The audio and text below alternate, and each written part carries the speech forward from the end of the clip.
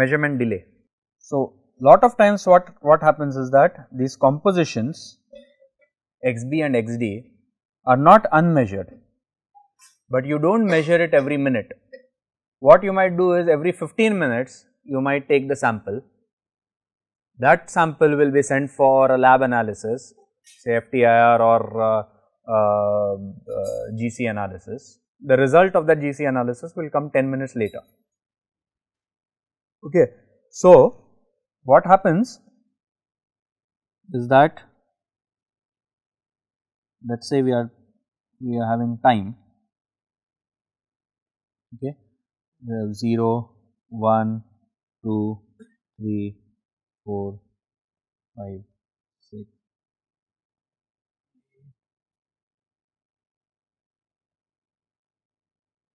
okay. Let us say our temperatures, okay, our temperatures, we take measurement at each time. So, we have our temperature indicator or our temperature measurement device, and we take the measurement of the temperature, and that temperature becomes available to us at each time. Okay, there is no y axis, this is just representative, okay, this is not a graph. It's just a cartoon for representing. Okay. What happens with your compositions? Let us say we are sampling the compositions once every 5 minutes, okay, starting with minute number 2. So, we will take the sample at this point, okay, we will send it to the lab, and let us say there is a delay of 3 minutes in the lab, okay.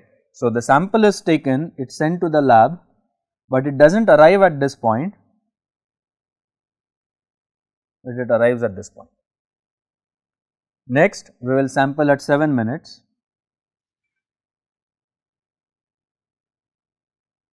sample is taken over here, it arrives over here.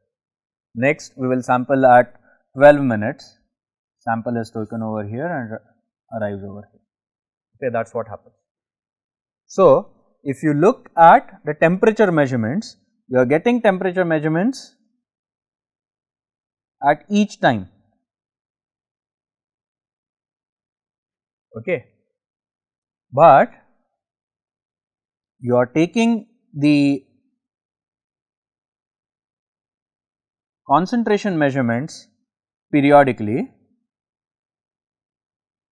not regularly, and those measurements are available after a time delay of 3 units.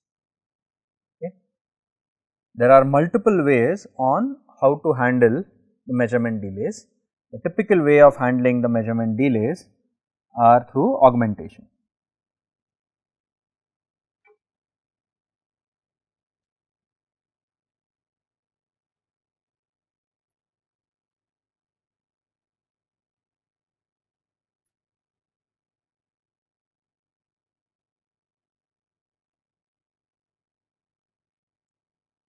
There are various different options for state augmentation. What we need is basically the information of the past state when this particular sequence was sampled. Okay. So, one of the approaches, and not necessarily the best approach from computational viewpoint, but most popular approach is what is called as fixed lag smoothing.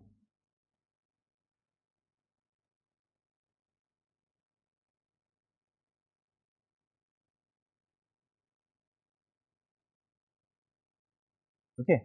So, in fixed lag smoothing, what we are going to do is we are going to augment our zk as xk, xk minus 1 and so on up to xk minus nd, where nd is number of delays. Okay. So, what does that mean? Z5 is going to be that, so the delay is 3, right. So, Z5 is going to have x5 x4, x3, x2.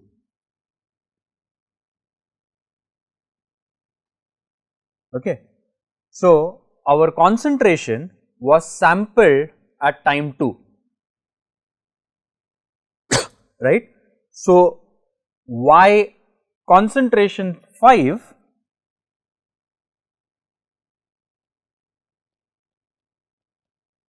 is not equal to C multiplied by x5, but it is equal to C multiplied by x2, right, because that is when it was sampled. How do you handle that? You will handle it by saying this is nothing but 0, 0, 0, C Z5, or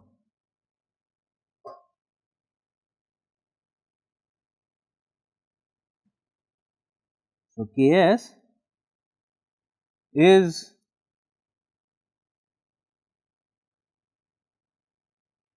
a subset of integers, okay, but it is not a complete set, it is the set of integers at which the measurement arrives, okay, and we can call that set as what is known as an arrival set.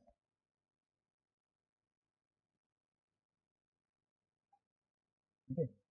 So, this is how you handle measurement delays.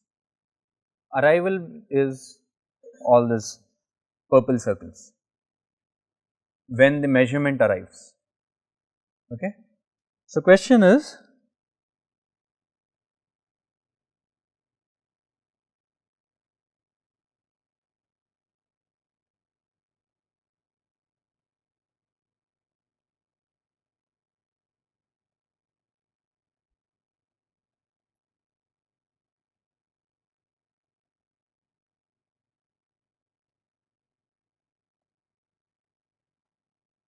how to guarantee stability of the observer for Zk.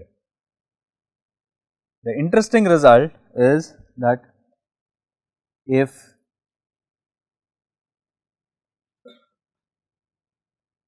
Ca are observable,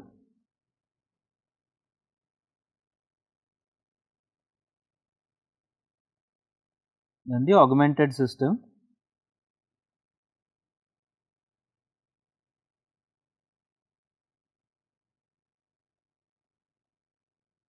is also observable.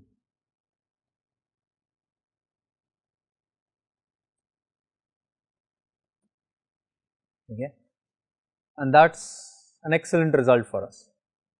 What does that mean? Is if you use fixed lag smoothing, you do not have to worry about. There is none, there isn't, there isn't, there isn't, it does not exist, it is null. So, which basically good question. So, what happens at time 1, 2, 3, 4? At time 1, 2, 3, 4, y measurement is TB, TF, TD. At time 5, y measurement is going to be TB, TF, TD, XB, XB. Okay. 6 to 9, again it will be this.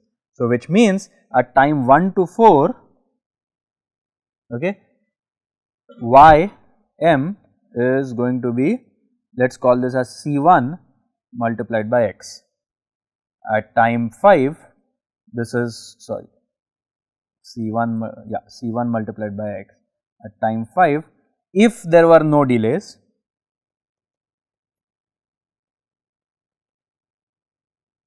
Ym is going to be C1, sorry, C1 0 0 C2 x, not C1, C1 C2 x. where C1x is nothing but TB, TF, TD and C2x is nothing but XB, XD. Okay, but if delay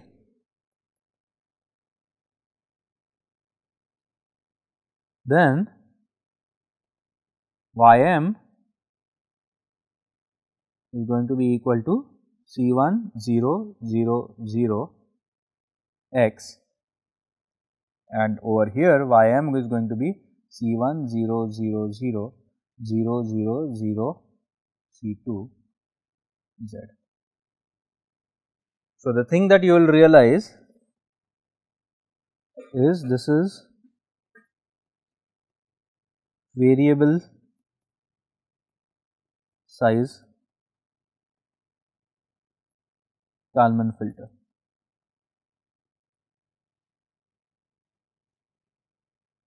Okay.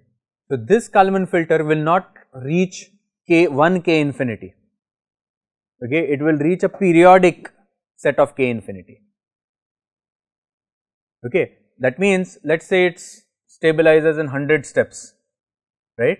So, k of 102, 103, 104, 105, that will get repeated at 106, 7, 8, 8, 9, that will get repeated.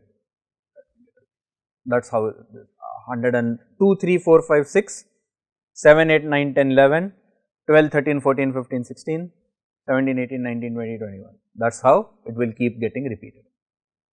Okay. So, this is a kind of a periodic Kalman filter. This is also known as multi-rate estimation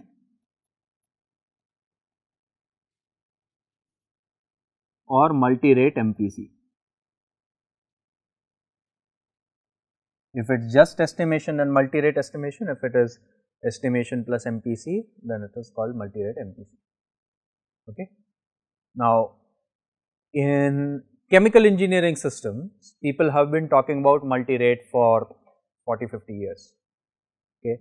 In electrical and primarily electrical and aerospace systems, people have started talking about multi-rate systems in the last, say, 2 decades much more strongly, though it has been existing for last 50, 60 years, but especially with the advent of wireless communications, okay, this becomes quite a challenge. Why? Is because there might be communication delays. Okay. So, let us say you have, for example, a transmission station, right. So, you are transmitting over in 3 different areas. Okay. So, the measurement that comes from this area and this area might arrive at different times. Then there is another case, packet drops. Let us say the communication is wireless. Okay. You got the data at 1, 2, 3, no data at 4, no data at 5, no data at 6. At 7, you got data as 4, 5, 6, 7. How do you handle those cases? Okay. Those also are beginning to come into picture.